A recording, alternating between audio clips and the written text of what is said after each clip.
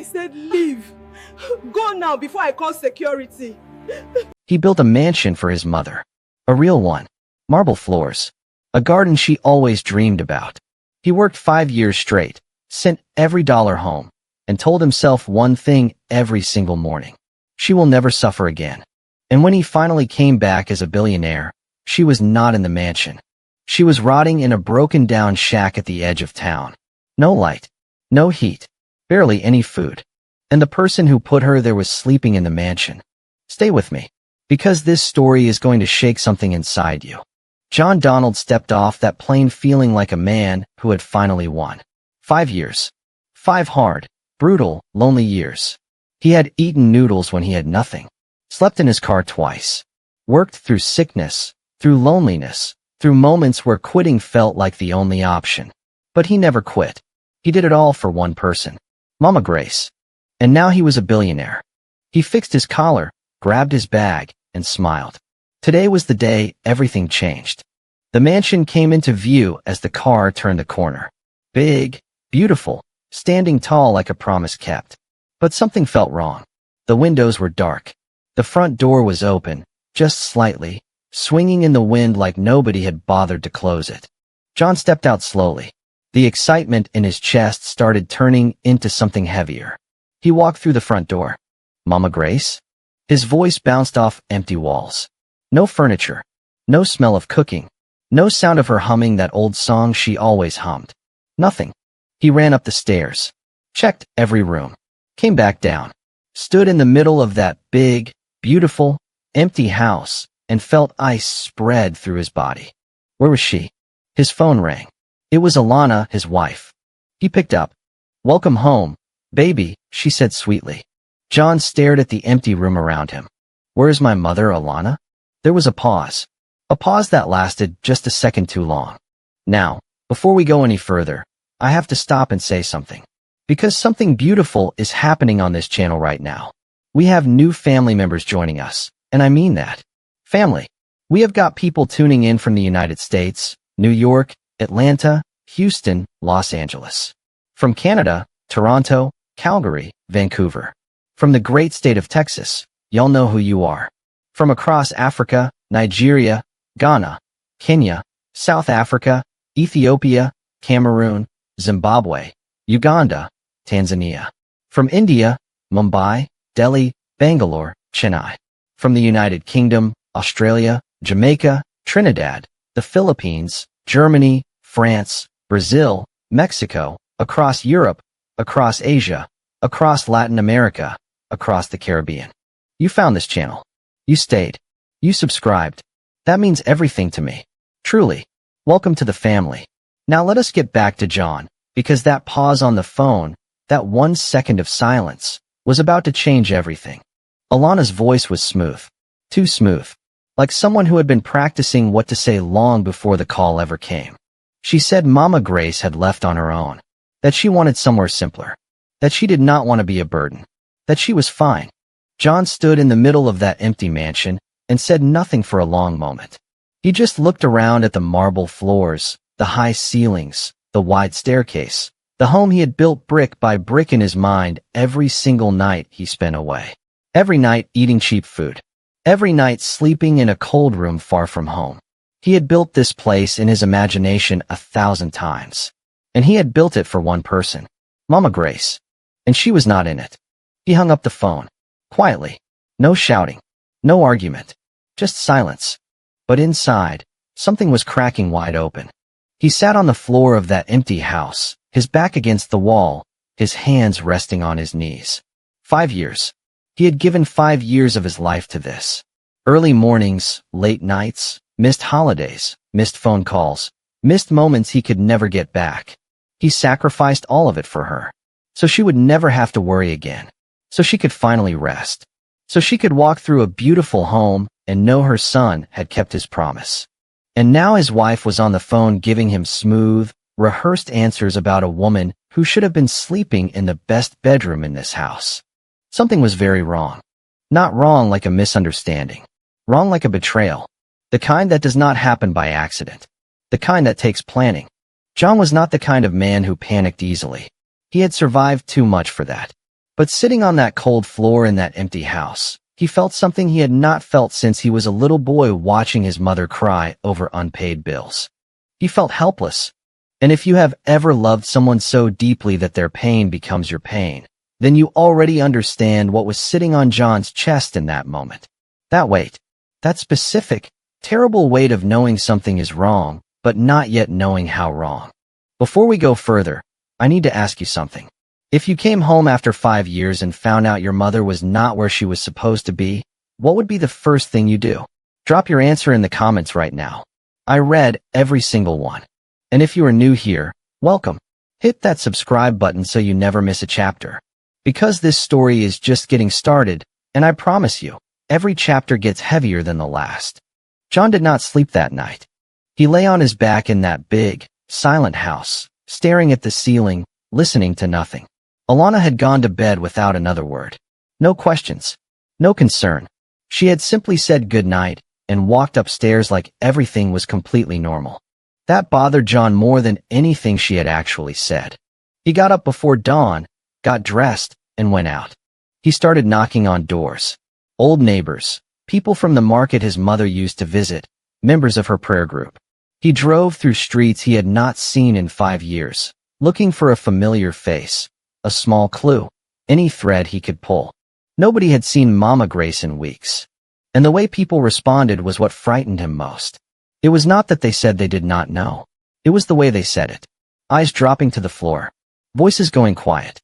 Answers that were just short enough to avoid saying anything real. One woman, Miss Bola, who had sat beside Mama Grace every single Sunday for years, opened her door and looked at John with the saddest eyes he had ever seen. "Your mother is a strong woman," she said softly. "She never complained. Not once." "Never complained about what?" John asked. Miss Bola's jaw tightened. She looked over her shoulder, then back at John. "I have already said too much," she whispered. And she stepped back inside and closed the door. John stood on that doorstep and felt the ground shift under his feet. You do not say someone never complained without a reason. There had to be something to complain about. Something Mama Grace had been carrying in silence. Something she had chosen to hide from him. The question was how long?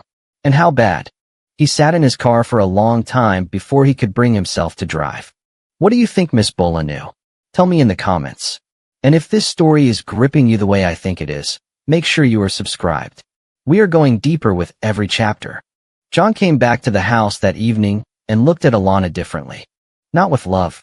Not even with the sharp edge of anger. Just with new eyes. Eyes that were finally slowing down and paying attention. He watched her move around the kitchen like she did not have a single thing on her conscience. She was humming, quietly, almost to herself, like a woman completely at peace. She poured a glass of juice, leaned against the counter, crossed one ankle over the other, and smiled at him when she noticed him standing there. "You look exhausted, baby," she said. "You should eat something and rest." John nodded slowly. Just once. His voice was calm, and even when he spoke. "Where is she, Alana? I am asking you one final time." She set her glass down, tilted her head slightly. "She chose to leave, John. I cannot force a grown woman to stay somewhere she does not want to be. She was uncomfortable here. You know how she was." He stared at her. She held his gaze without blinking, without shifting, without any of the small nervous movements that people make when they are uncomfortable with what they are saying. That was the part that scared him most. Not the lie itself. The ease of it. The way it sat in her mouth like something she had said so many times it no longer even felt like a lie to her. John turned and walked out of the kitchen without a word. He was done asking Alana. She had made her choice. Now he had to make his. He needed to find someone who still had a conscience. Someone who would look him in the eye and tell him the truth no matter how much it hurt. Do you think Alana ever loved John at all? Be honest in the comments. I want to know what you think. And please like this video if you are feeling every single word of this story. Mr. Jenkins was an old man with slow hands and a heavy conscience. He had been the caretaker of Mama Grace's church for more than 20 years. He had watched John grow up, had watched Mama Grace pray in that church through some of the hardest seasons of her life. If anyone in this town carried the truth about what had happened, it was him. John found him just before sunset, sweeping the steps at the front of the church. The old broom moved slowly across the concrete, back and forth, steady and unhurried. Mr. Jenkins looked up, and he went completely still. Not surprised, not confused. Still, like a man who had been expecting this moment and had been dreading it for a very long time. John walked up the steps slowly. He did not raise his voice. He did not need to. "Mr. Jenkins," he said quietly, "tell me where my mother is." The old man let out a long, slow breath. He gripped the top of the broom with both hands and looked at the ground for a moment before lifting his eyes back to John. "Son," he said, "I hoped this day would come, and I was afraid of it at the same time." He steadied himself. "Your mother has been living in a small shack off Maplewood Road for close to a year now. Barely any running water. Very little food. She asked everyone who knew to say nothing. She did not want to interrupt your life. She did not want to be the reason you stopped moving forward." John felt something collapse inside his chest. "But that is not everything," Mr. Jenkins said, his voice dropping even lower. "Every dollar you sent home, every single transfer you made for her upkeep, Alana collected it all. Your mother never received any of it. Not a single cent." John could not speak. "How long have you known?" he finally managed. "Too long," the old man said. His eyes were wet. "I kept telling myself it was not my place, that your mother had asked for silence. But there is not a day that passed that I did not know I was wrong to stay quiet. I am sorry, John. I am deeply sorry." The sun was going down behind the church. The street was quiet, and John Donald stood there on those steps with the worst truth of his life settling into his bones. If you were John in this moment, standing right there on those steps, what would you do next? Tell me in the comments. And if you are not subscribed yet, do it right now. Because Chapter 6 is where John stops grieving and starts moving. John drove to Maplewood Road with his hands tight on the steering wheel and his jaw clenched so hard his teeth ached. He had passed this road 100 times growing up. It was the kind of street that time forgot. Cracked pavement, leaning fences, houses that looked like they had given up trying. He used to ride his bicycle past here as a boy, and his mother would call out from behind him, "Stay on the main road, John. Do not go down that way." And now she was living there. He parked the car and sat for a moment. Just sat. Because some part of him was not ready. Some part of him needed one more second before he saw what his absence had allowed to happen. He got out. The shack was at the end of a narrow path, half hidden behind an overgrown bush. The roof had a crack running across it. One of the windows was covered with a piece of old cloth instead of glass. The door was a faded brown, paint peeling at the edges like dead skin. John raised his hand and knocked. Silence. Then slow, careful footsteps. The door opened, and there she was. Mama Grace. She was thinner than he remembered. Much thinner. Her face had new lines in it. Deep ones. The kind that come not from age, but from worry. She was wearing a house dress that had been washed so many times it had lost most of its color. Her feet were in worn slippers that had seen better years. But her eyes lit up the moment she saw him. "John," she whispered. "My son." And John Donald, a billionaire, a man who had sat across boardroom tables from some of the most powerful people in the world, a man who had never cried in a business meeting, not once, broke down completely on that doorstep. He pulled her into his arms and held her like a child. And she held him back, patting his back softly, whispering, "It is all right. It is all right," over and over, the way she used to when he was small and the world felt too big. But it was not all right, and they both knew it. He stepped inside. There was one chair, a small mattress on the floor, a pot on a tiny stove in the corner, a single bulb hanging from the ceiling that flickered every few seconds like it was also tired. This was where his mother had been living, while Alana sat in a marble mansion wearing clothes John paid for and sleeping in a bed John bought.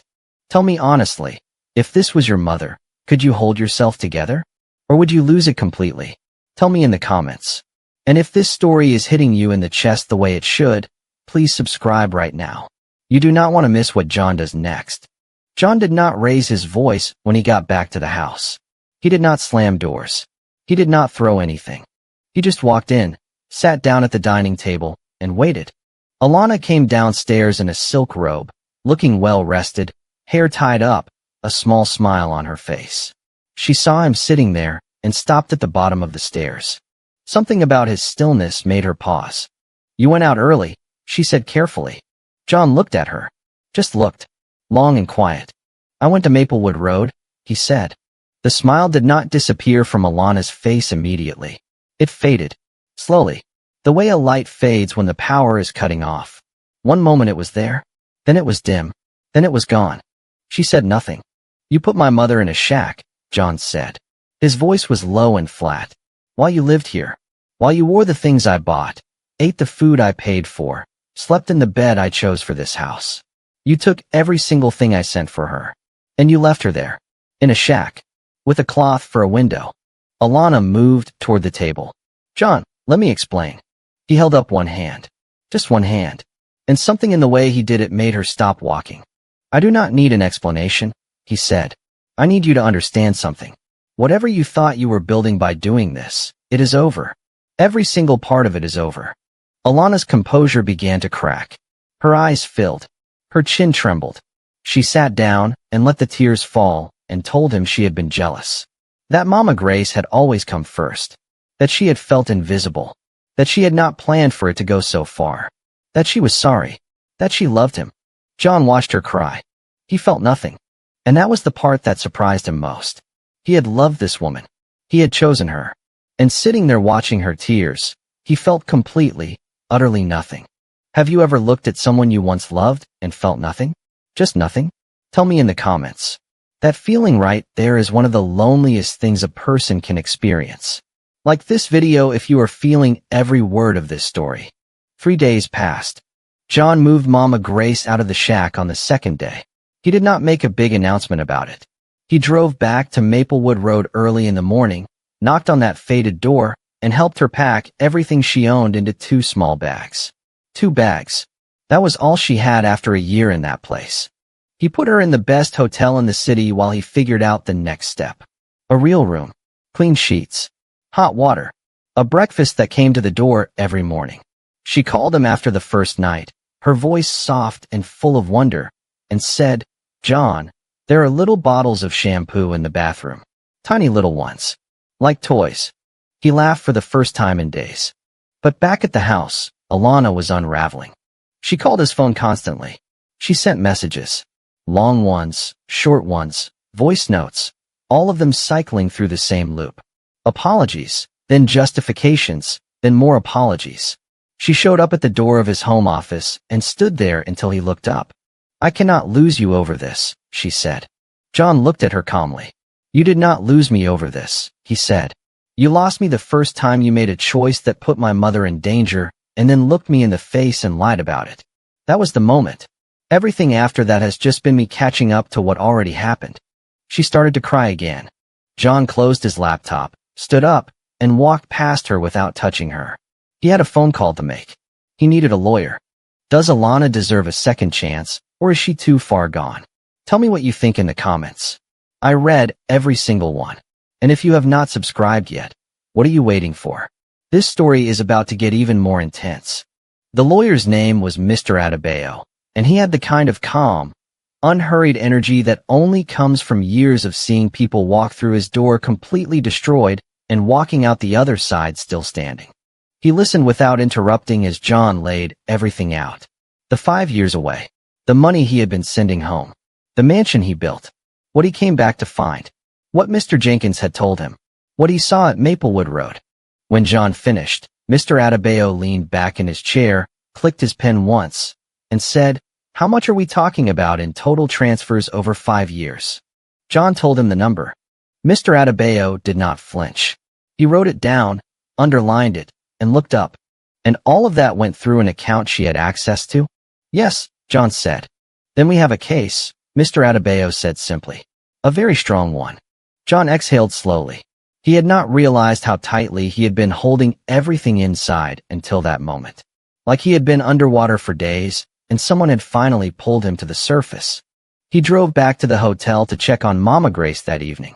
She was sitting by the window watching the city below, a cup of tea in her hands, looking peaceful in a way she had not looked in the shack. She looked up when he came in and smiled. You did not have to do all this, she said softly. I know, he said. He sat beside her. I wanted to. She reached over and patted his hand. You are a good son, John. You always were. He did not say anything. He just sat there with her, watching the city lights come on one by one as evening settled in. And in that quiet moment, something shifted in him. The grief was still there. The anger was still there. But underneath it all, something steady was beginning to form. A decision. A direction. A destination. Alana had made her choices. Now it was time for John to make his. What do you think John should do to Alana? Comment below. The next chapter is where things get really serious, and trust me, you do not want to miss it. Subscribe right now if you have not already. The divorce papers arrived on a Tuesday morning. John had them delivered to the house while he was at Mr. Adebayo's office going over the financial case. He did not hand them to her himself. He did not want to be there for the moment she opened that envelope. Not because he was afraid of her reaction, but because he was completely done performing emotions he no longer felt. Alana called him 4 times in 20 minutes. He declined every call. She sent a voice note that was 3 minutes long. He did not play it. His assistant, a young man named Chitty who had been with him for 2 years and had the good sense to never ask unnecessary questions, knocked on the office door and said quietly, "Sir, your wife has arrived downstairs." John looked up. "Tell her I am in a meeting." Chitty nodded and left without another word. Chitty was the kind of person everyone needed in their life. Efficient, loyal, asked no unnecessary questions, and remembered everything important. John made a mental note to increase his salary. Back at the hotel, Mama Grace had started watching a soap opera that she was already deeply invested in. She called John that evening to give him a full update on characters he had never heard of, with the kind of energy and enthusiasm he had not heard from her in years. She said, "John, this woman on the TV, she reminds me of someone I know." He smiled. He knew exactly who she meant. But even in that smile, the weight was there. Because tomorrow the lawyers would begin the formal process of dismantling a marriage that should never have become what it became. And Alana, who had once stood beside him and made promises, was about to discover that when a quiet man finally makes a decision, he does not change his mind. What is the worst form of betrayal to you? Someone who steals from you, or someone who lies to your face every day? Tell me in the comments below. And please like and subscribe if you are riding with John every step of the way. Chapter 11 is coming, and everything starts to change. John walked into that hotel room with 2 things in his hands.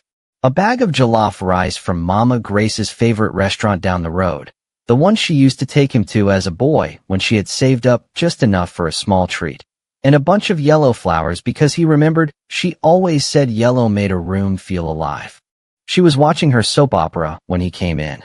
She looked up, saw the flowers, and immediately covered her mouth with both hands. "John," she said, "you remembered." "Of course I remembered," he said.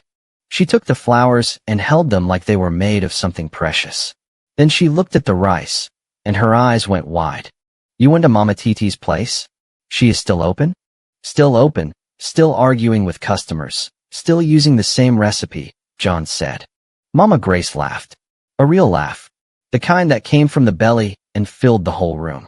John had not heard that laugh in 5 years, and it hit him somewhere deep, like hearing a song from your childhood that you had completely forgotten until the first note plays. They sat together and ate by the window. She told him more about her soap opera.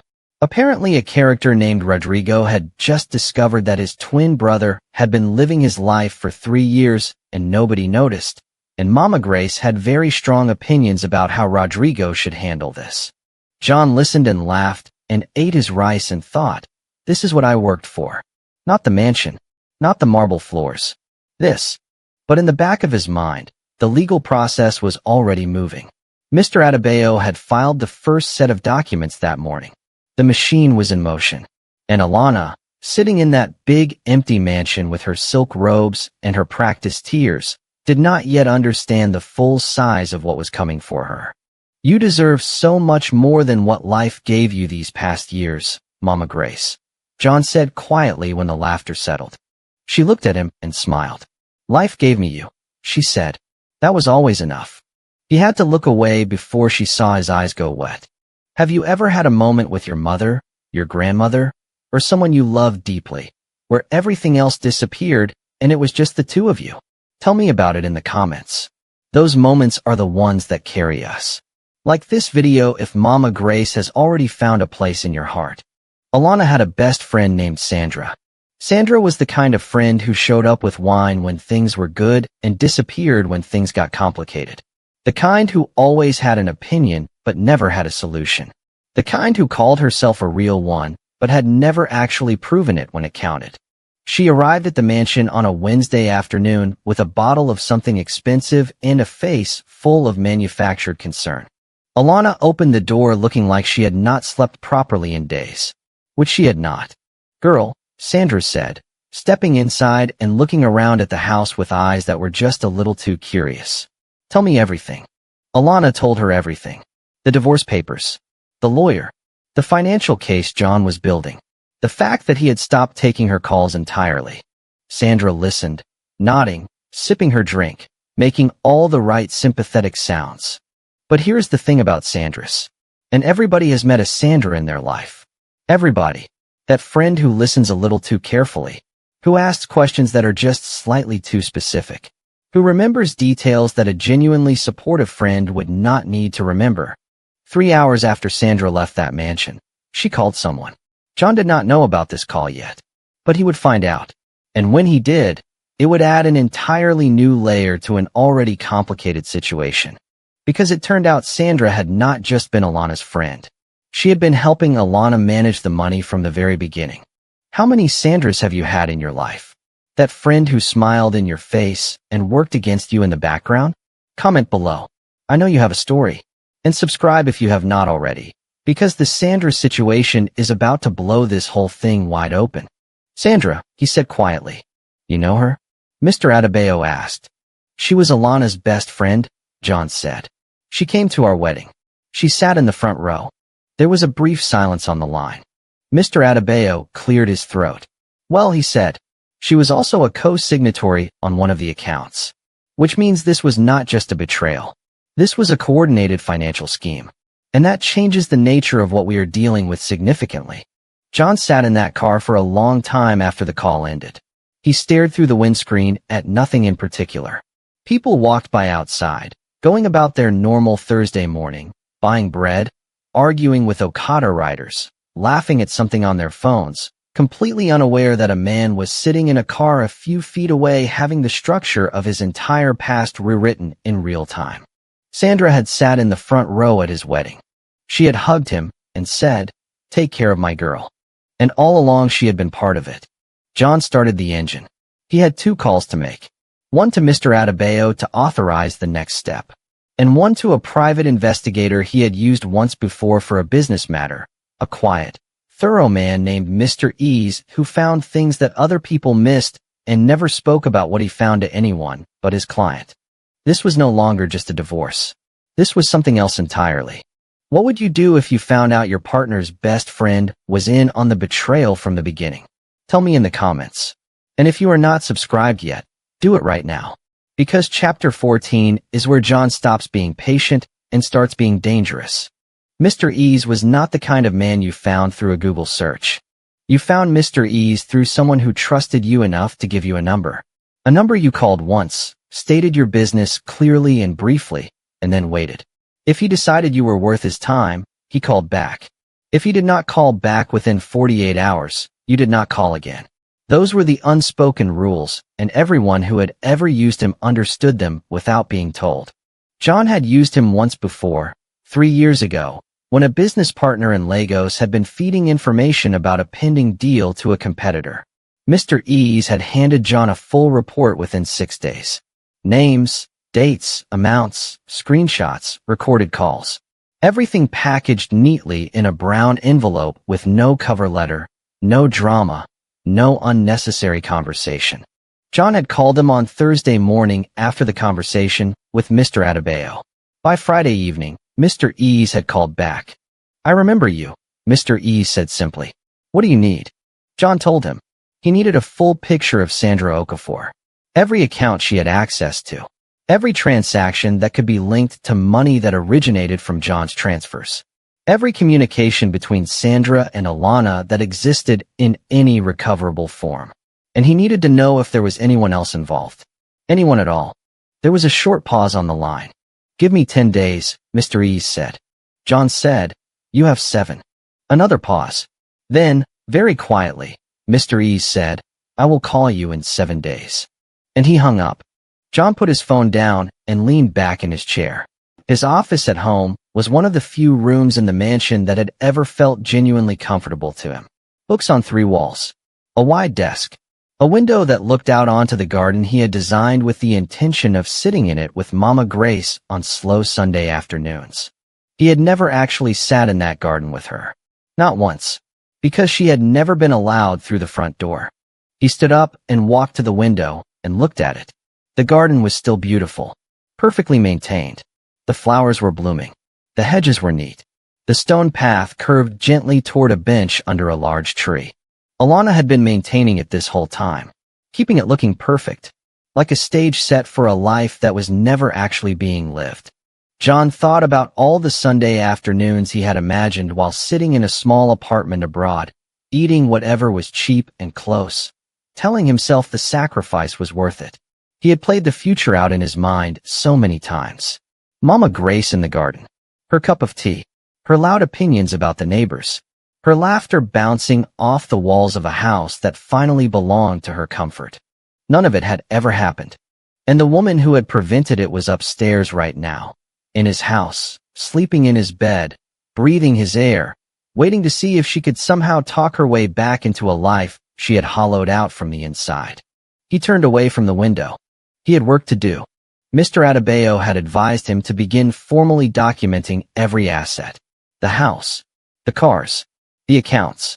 Everything that existed under any shared structure needed to be cataloged with precision because the legal process would require it, and because Alana had already demonstrated that she was creative with other people's money, and John was not going to give her any room to be creative with what remained.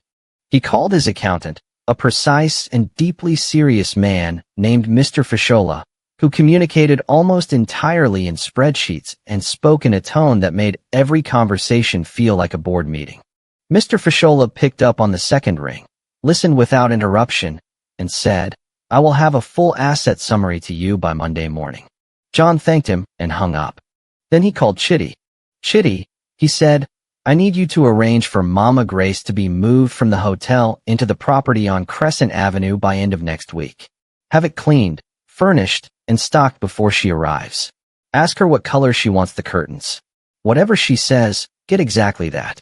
Do not guess. Do not substitute. Whatever color she says." Chitty said, "Yes, sir." "Anything else?" John thought for a moment. "Get her a television. A big one. She is very invested in a soap opera, and I will not have her watching it on a small screen." He could hear Chitty trying not to smile through the phone. "Yes, sir," Chitty said. John ended the call and sat back down at his desk. Outside, the garden sat in the late afternoon light, patient and perfectly kept, waiting for something real to finally happen in it. It would. Soon. But first, Alana and Sandra needed to understand something that they clearly had not yet grasped.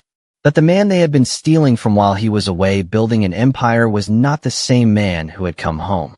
The version of John who had left 5 years ago was trusting, hardworking, focused on the future with his eyes wide open and his guard completely down.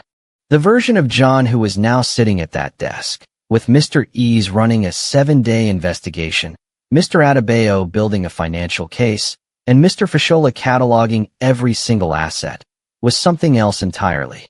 He was a billionaire who had nothing left to lose emotionally.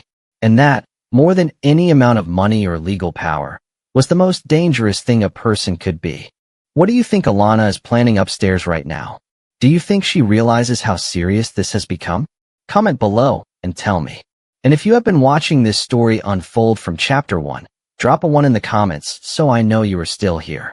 I see you and I appreciate every single one of you more than you know. Subscribe if you have not. We are getting very close to the moment everything explodes. The 7 days pass the way tense days always pass. Slowly during the day, and then suddenly gone when you look back at them.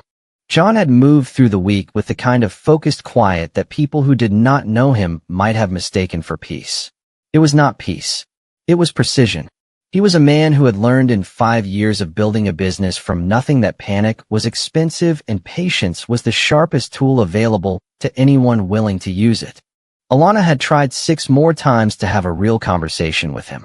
He had allowed 2 of them, not because he was softening, but because Mr. Adebayo had advised him not to create any documented pattern of hostility that could be used against him later.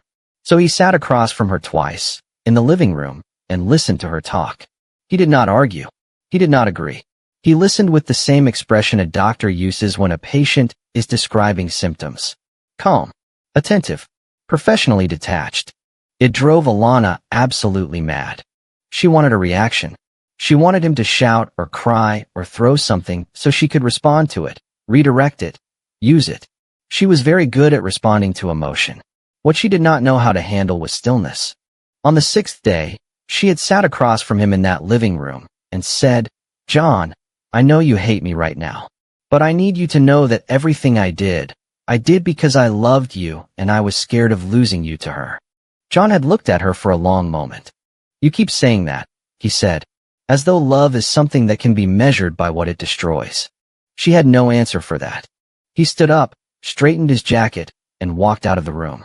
On the 7th day, Mr. Ease called.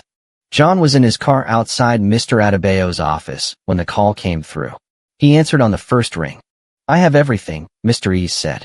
"Where would you like to meet?" They met at a small, quiet restaurant near the law firm. The kind of place with booths that had high backs and enough background noise to make private conversation easy.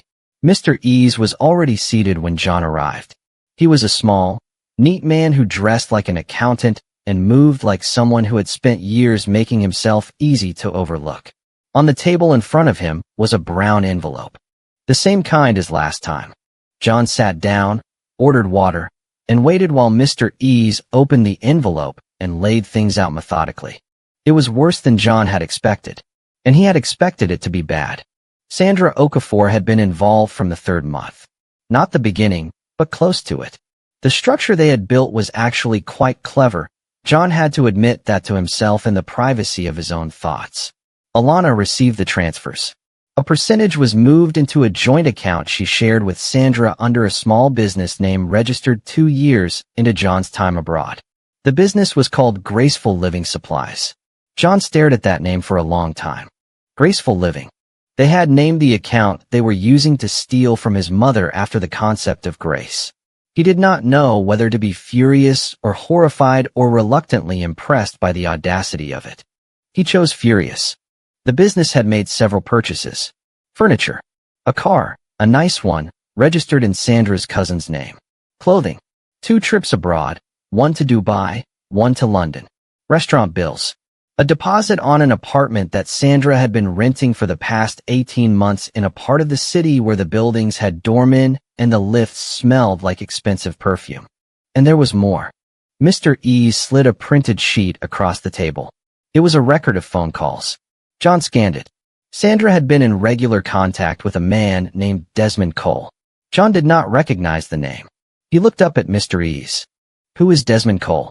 Mr. Ease folded his hands on the table. "He is a property agent," he said. "He facilitated the sale of a plot of land 18 months ago. Land that was originally purchased in your name, as part of a portfolio your accountant set up for long-term investment. The transfer of ownership documentation used a signature." John felt something cold move through him. He kept his face completely still. "My signature?" he asked. Mr. Ease looked at him steadily. "A version of it," he said. The word forgery did not need to be said out loud. It sat between them on the table like a third person. John picked up the sheet, looked at it once more, set it down.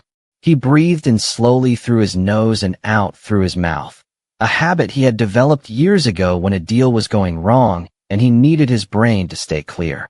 "This is no longer just a divorce," he said. "No," Mr. Ease agreed quietly. "It has not been just a divorce for quite some time." John gathered the documents, slid them back into the envelope, and stood up. He shook Mr. Ease's hand, thanked him briefly, and walked out of the restaurant into the afternoon sun. He stood on the pavement for a moment. Taxis moved past. A woman nearby was arguing with a phone vendor about a charger that had stopped working after 2 days. A group of school children in uniforms crossed the road in a noisy, cheerful cluster, one of them dropping a book and three others diving to pick it up at the same time. Life. Ordinary, noisy, continuing life, moving all around him while he stood there holding an envelope that contained proof that the woman he had married and her best friend had not just stolen from his mother. They had forged his signature to sell his land. He walked to his car, got in, called Mr. Adebayo. "We need to meet today," John said. "Not tomorrow. Today." "I am in the office," Mr. Adebayo said immediately. "Come now." John started the engine. He had been patient. He had been still. He had given Alana her conversations and her chances to speak in her silk robe mornings in a house she did not deserve to be standing in. That part was over now. The signature had ended it. You could almost understand jealousy. You could almost trace the psychology of a woman who felt overlooked and made terrible, destructive choices because of it. People were complicated, and pain made them do things they would not do in their right minds. But you did not forge a man's signature to sell his land. That was not pain. That was not jealousy. That was not a woman who loved too much and handled it badly. That was criminal. And John Donald, who had built an empire from nothing, who had eaten noodles and slept in his car and sent money home for 5 years while two women divided it between themselves and named their scheme graceful living, was about to make sure that the full weight of what they had done landed exactly where it belonged. Tell me honestly, did you see the Sandra twist coming from Chapter 12? And what do you think should happen to both Alana and Sandra now? Not just the legal consequences. What do you personally think they deserve? Drop it in the comments. I want to read every single response. Like this video if John has your full support. And if you are just joining us now, go back to Chapter 1 and start from the beginning. You will not regret it. Subscribe so you never miss what comes next.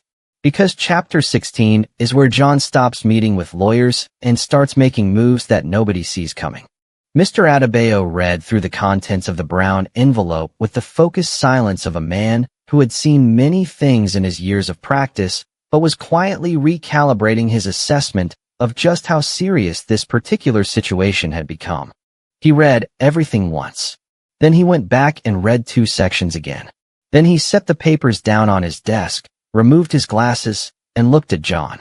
"The forged signature changes everything," he said. "Everything. We are no longer looking at a civil matter involving misappropriated funds within a marriage. We are now looking at criminal fraud, document forgery, potentially conspiracy, given the involvement of Sandra Okafor and this Desmond Cole.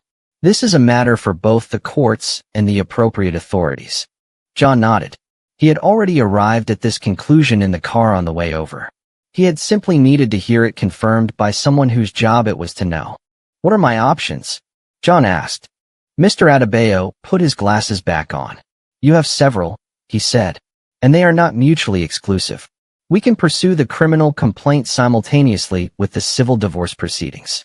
The criminal case will move on its own timeline and will involve the police and the prosecutor's office. The civil case we control directly. We file, we document, we present.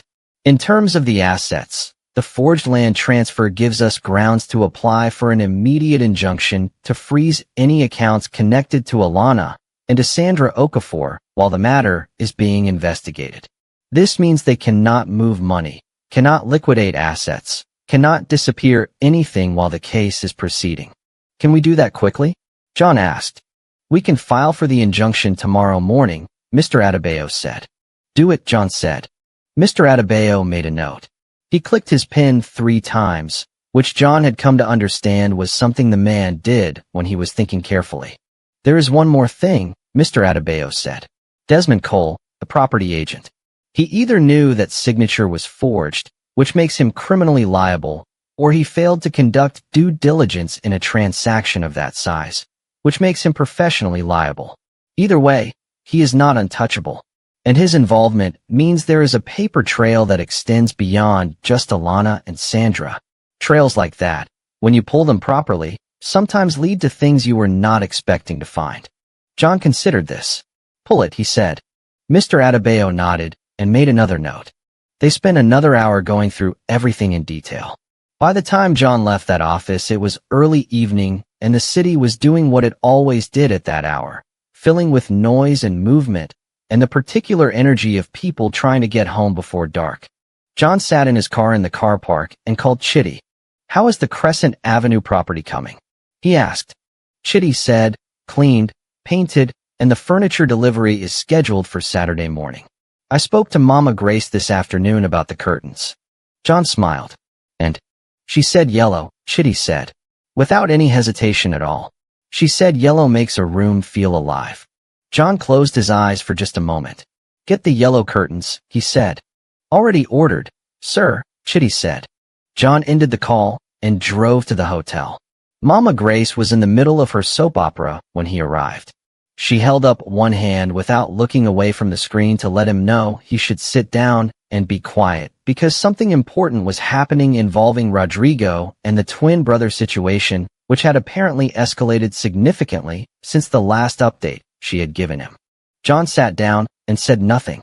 He watched her watch the television. The way she leaned forward slightly when it got tense. The way she clicked her tongue when a character made a decision she disagreed with.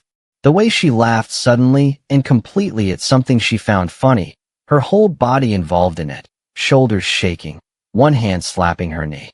This woman had sat in a crumbling shack with a cloth for a window. She had eaten whatever was available and said nothing to protect him from worry. She had carried a year of quiet suffering on her own because she loved her son too much to interrupt his progress. And Sandra Okafor had been in Dubai. John looked down at his hands and breathed slowly. He was going to be very methodical about this. Very thorough. Very patient.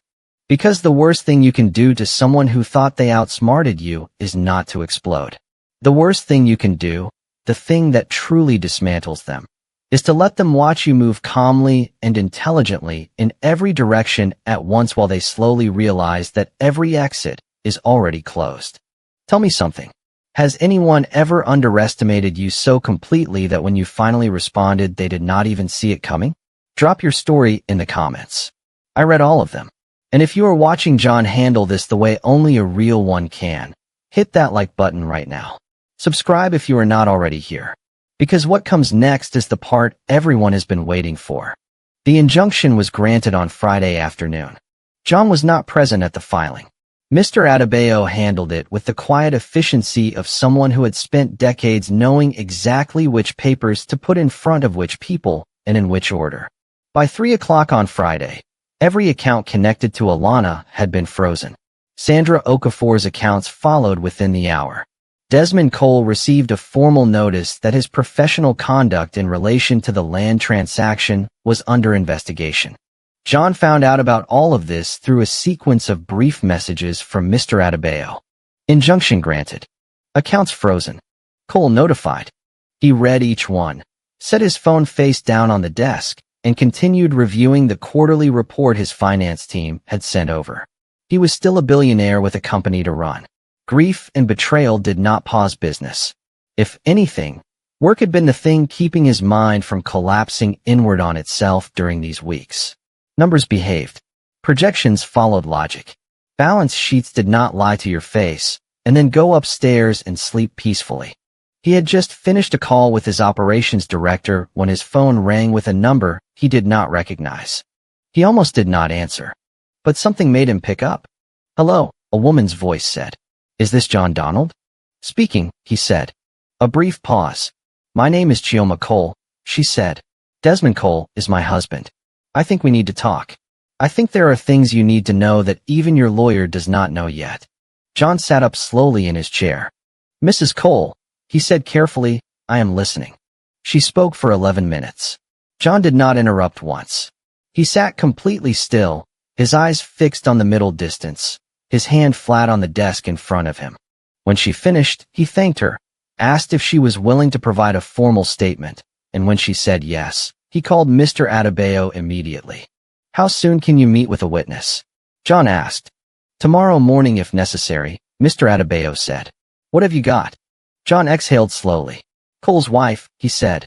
"And if what she is telling me is accurate, Desmond Cole did not just fail to verify the signature. He was told it was forged. He knew. He processed it anyway. Because Alana paid him to. There was a silence on the line. Then Mr. Adebayo said, quietly and with great precision, "They are going to prison, John." John said nothing for a moment. He looked out of the window at the garden. The yellow flowers were catching the late afternoon light.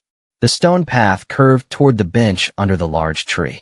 He thought about a woman sitting in a shack with a cloth over a broken window, telling anyone who asked that she was fine. "Good," he said. "Make sure of it." He ended the call and stood up from his desk and walked to the window. The part that people never understood about quiet men was that the silence was not emptiness. It was accumulation. Every insult absorbed without reaction. Every lie swallowed with a straight face. Every moment of sitting across from someone who was stealing from you and smiling while they did it. All of it collected, cataloged, and stored until the moment came to use it. That moment had arrived. Alana had been calling her sister, a loud and dramatic woman named Blessing who lived in Abuja and had an opinion about absolutely everything and was not shy about sharing it with anyone within earshot. Blessing had apparently decided that the situation called for her physical presence and had arrived at the mansion on Thursday evening with 2 suitcases, a bag of chin-chin, and the absolute conviction that she was going to fix everything. John knew she was in the house. Chitty had mentioned it. He had said nothing. He had simply made sure to be elsewhere. Blessing had left 3 voice notes on his phone. The first was sympathetic and measured, clearly composed under Alana's supervision. The second was less measured. The third was Blessing in her natural state, which was to say it was 12% logic and 88% volume, featuring the phrase "you cannot just abandon your wife like a piece of yam" at least 4 times. John had listened to all 3 with the detached curiosity of someone studying a nature documentary. He did not call back. What he did instead was call his architect. His architect was a brilliant and meticulous woman named Mrs. Okonkwo, who had designed 3 of his commercial properties and had once redesigned a building's entire interior in 11 days when a client changed their mind at the last minute. She did not panic. She did not complain. She simply made things work. He told her he needed a home. Not a mansion. Not a statement. A home. Something warm and real and built for a woman who liked yellow curtains and soap operas and jollof rice from a restaurant run by a woman named Mama Titi, who still argued with her customers after all these years. He told her where the land was. A quiet plot he owned outside the main city, surrounded by trees, with a view of hills in the distance. He had bought it years ago with no specific plan, just a feeling that it would matter one day. Mrs. Okonkwo said, "Send me the details and give me a week to draw up the initial concept." He said, "You have a week." And then he did something he had not done in a very long time. He drove to Mama Titi's restaurant by himself, ordered a plate of jollof rice and fried plantain, sat in the corner booth, and ate slowly. No phone calls. No documents. No brown envelopes. Just food and quiet, and the sound of Mama Titi at the counter arguing with a customer about whether the meat was tough or whether the customer simply did not know how to chew properly. The customer was insisting politely. Mama Titi was not interested in politeness. She was interested in the truth, which was that her meat was not tough and had never been tough in 30 years of cooking. John listened to the whole argument and ate every grain of rice in that bowl. For the first time in weeks, he felt almost like himself. The case was moving. The accounts were frozen. Mrs. Cole was prepared to give a statement. Mrs. Okonkwo was designing a home. Chitty had ordered yellow curtains. Mama Grace was on the brink of finding out whether Rodrigo would ever confront his twin brother or whether the writers of that soap opera would drag the storyline out for another 6 episodes, which she had strong feelings about. And Alana and Sandra, somewhere in the city, were beginning to understand that the walls were closing. Not loudly, not dramatically, just steadily, quietly, and from every direction at once. That was how you built a billionaire.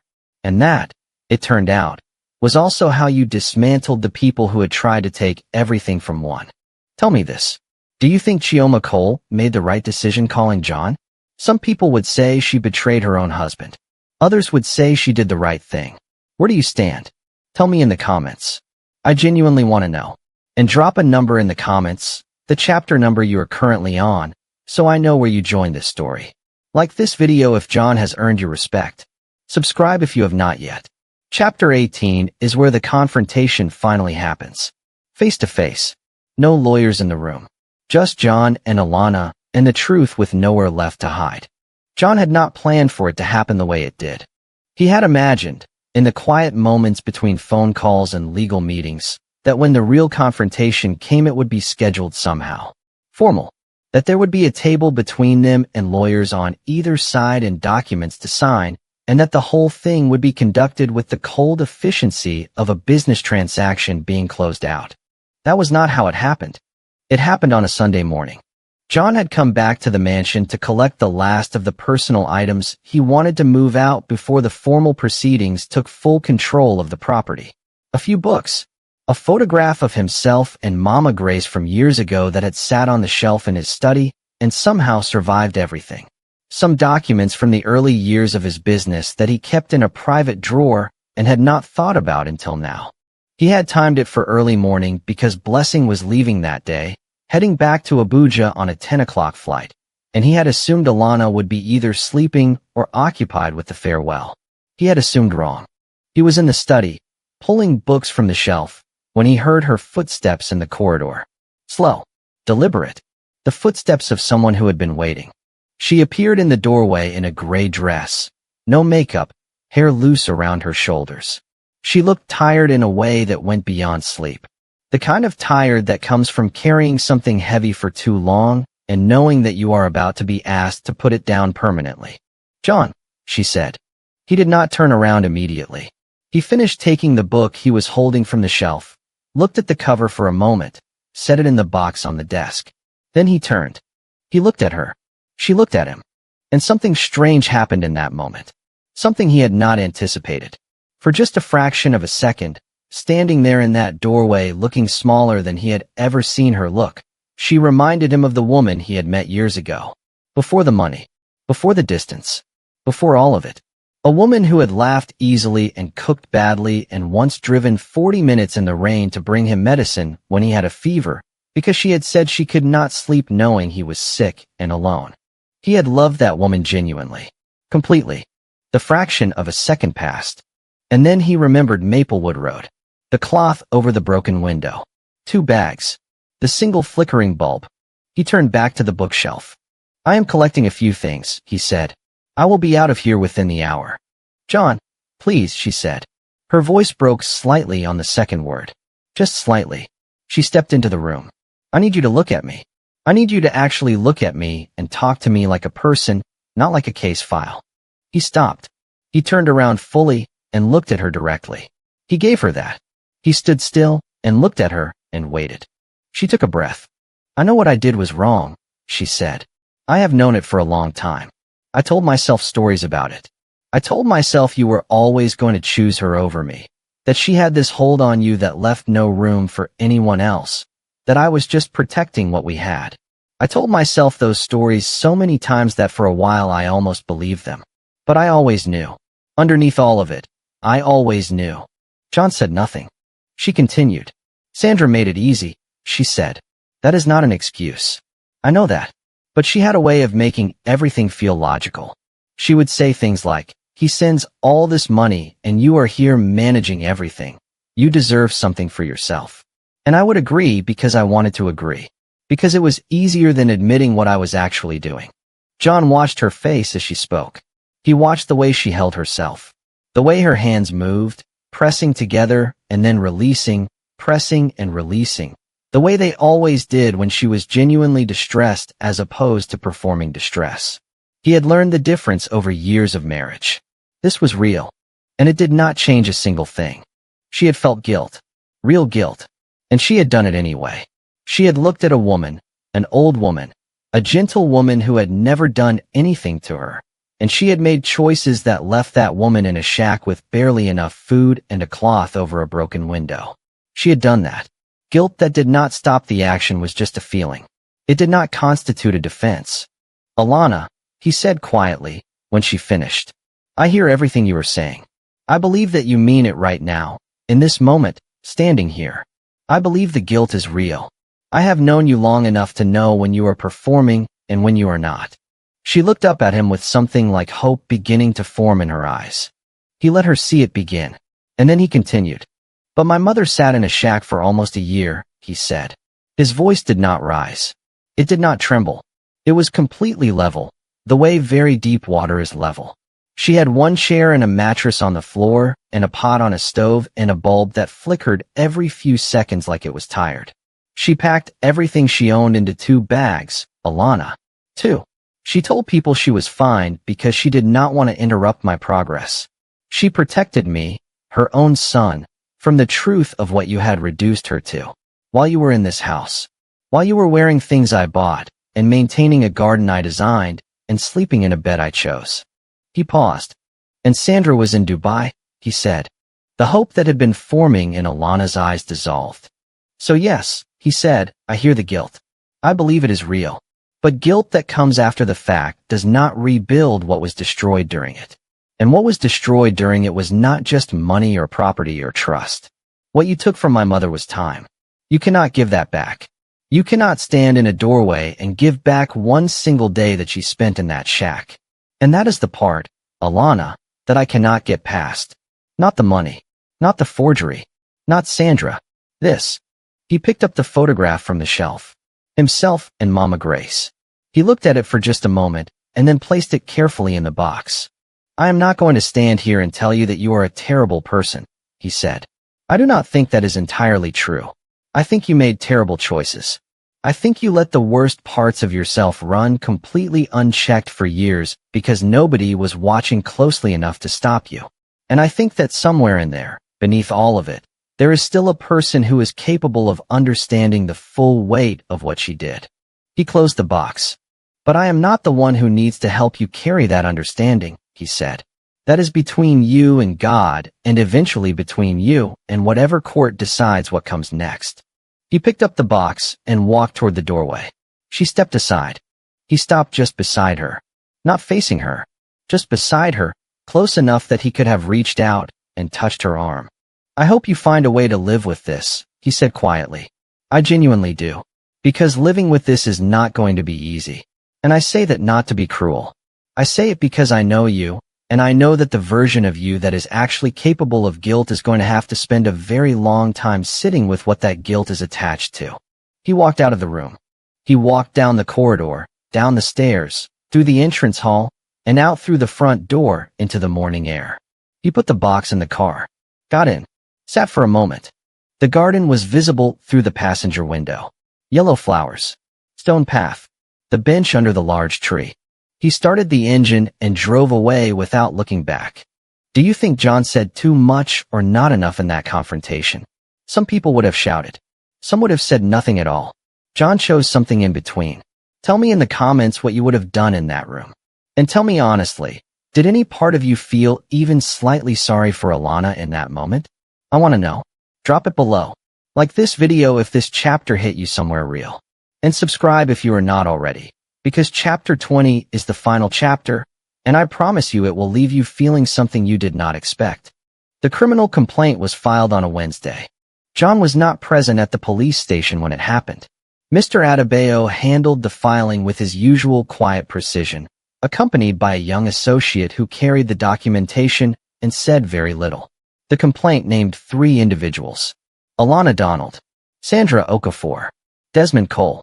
The charges included financial fraud, criminal conspiracy, and document forgery. Chioma Cole had given her formal statement 2 days earlier.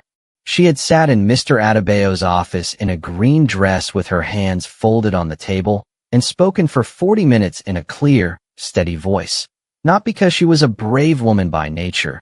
She would have said herself that she was not. But because she had spent 18 months knowing what her husband had done and what it had cost another family. And the weight of knowing had become heavier than the weight of the consequences. She had said, at the end of her statement, that she hoped Mama Grace was all right, that she had thought about her often, that she did not know her personally, but that there was something about hearing what had happened to her that had settled in her chest and refused to leave. Mr. Adebayo had told John about this detail when he relayed the events of the statement. John had been quiet for a moment. Then he had said, "Tell her thank you. And mean it when you say it." The day the complaint was filed, Sandra Okafor called John's number 17 times. He knew because Chitty kept count and reported it to him at the end of the day with the same tone he used to report everything. Factual, brief, and entirely free of editorial comment. 17 times, Chitty said. John said, and you did not pick up, sir, Chitty said. So she called the office line. I told her you were unavailable. John nodded. Good. Same answer going forward. Chitty hesitated for just a fraction of a second, which, for Chitty, was the equivalent of another person pausing dramatically. She was crying, sir, he said. On the office line. Quite a lot. John looked at him. Chitty straightened slightly. Still unavailable though, he said. Correct, John said. The same afternoon, John drove to the hotel and took Mama Grace to see the Crescent Avenue apartment for the first time. He had not told her where they were going. He had simply said, get dressed, I want to take you somewhere. And she had said, should I wear the blue dress or the other one? And he had said, whichever one makes you happy. And she had appeared 15 minutes later in the blue dress with earrings he had not seen before, small gold ones. And he had asked where they came from, and she had said, Chitty brought them yesterday along with the curtains. He said you told him to get anything that would make the room feel like home. John made a second mental note to increase Chitty's salary. A significant increase. They pulled up outside the Crescent Avenue apartment building and Mama Grace looked at it through the car window, without speaking for a moment. This is a very fine building, she said carefully. John said, let us go inside. They took the lift to the 4th floor. John had the key. He put it in the lock, turned it, and pushed the door open. He stepped aside so she could go in first. She walked in slowly. The afternoon light was coming through the windows in long, warm bands. The furniture was clean and simple and chosen for comfort rather than appearance. There were plants on the windowsill because Chitty had read somewhere that plants made a space feel lived in and had taken this instruction with his usual thoroughness. And the curtains. Yellow. Exactly the right yellow. The kind that did not shout, but glowed. The kind that made you feel, standing in front of them with afternoon light coming through, that the room itself was pleased to have you in it. Mama Grace stood in the middle of the sitting room and turned slowly, taking in everything. The plants. The comfortable sofa. The large television mounted on the wall. The small dining table near the kitchen with 4 chairs, which was 3 more than she needed, but somehow felt exactly right. The yellow curtains catching the light. She stood there for a long time. John waited. Then her shoulders began to shake. Not loudly. Not dramatically. Just quietly. The way people cry when the emotion is too big and too real for any sound to contain it properly. She stood in the middle of that room with the yellow curtains and shook gently and said nothing. John walked across the room and put his arms around her from behind. He held her the way she used to hold him when he was small, and the world felt too large and too complicated. You are never going back to that shack, Mama Grace, he said quietly into her hair. You are never going to worry about anything again. Not one single thing. I am here. I am not going anywhere. And this, right here, this is yours. She reached up and held his arms where they crossed in front of her. They stood there for a while. Just the two of them. In a room full of light and yellow curtains and plants on the windowsill, and a television large enough that Rodrigo and his twin brother would be visible from any corner of the room without straining. Outside, the city moved and breathed and argued and laughed and went about its ordinary business. Inside, something that had been broken for a long time was quietly, carefully, beginning to be whole. Tell me this. When was the last time you did something for someone you love? Not something grand or expensive, just something that said, I see you and I thought about you and I wanted you to feel that. Tell me in the comments. Because those are the moments that matter. Those are the moments that this whole story has really been about. Not the fraud. Not the lawyers. Not the frozen accounts. This. A mother and her son standing in a room full of yellow light. Like this video if this chapter moved you. Share it with someone who needs to hear a story about love that survives everything. And subscribe if you are not already part of this family. Chapter 20 is the final chapter. The last piece. The moment everything lands exactly where it was always meant to land. I will see you there. 3 months later, John sat on a bench under a large tree. Not the one in the mansion garden. That bench belonged to a different chapter of his life. This one was outside Mama Grace's new home, the one Mrs. Okonkwo had designed with warm walls and wide windows and a small garden that caught the evening light in a way that made everything look like it was glowing from the inside. Mama Grace came out with 2 cups of tea and sat beside him. They did not say anything for a while. They just sat. The kind of sitting that only people who have been through something real together can do. Comfortable. Unhurried. Full. Of course, Yellow, John said when she told him what she had planted. She laughed.